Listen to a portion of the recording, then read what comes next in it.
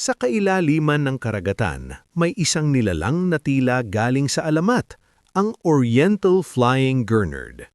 Sa unang tingin, mukhang ordinaryong isda.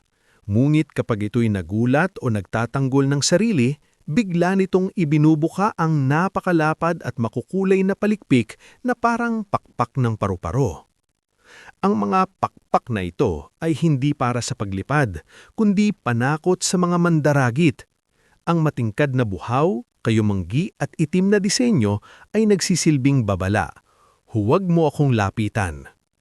Bukod dito, kaya rin itong maglakad sa ilalim ng dagat gamit ang matitigas na palikpik sa harap habang naghahanap ng hipon, alimango at maliliit na isda.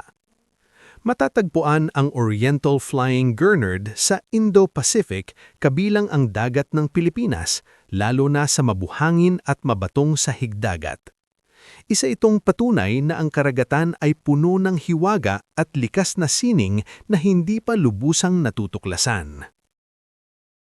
Tara, samahan niyo kong tuklasin ang mga kakaibang yaman ng Pilipinas. Like, share, and subscribe.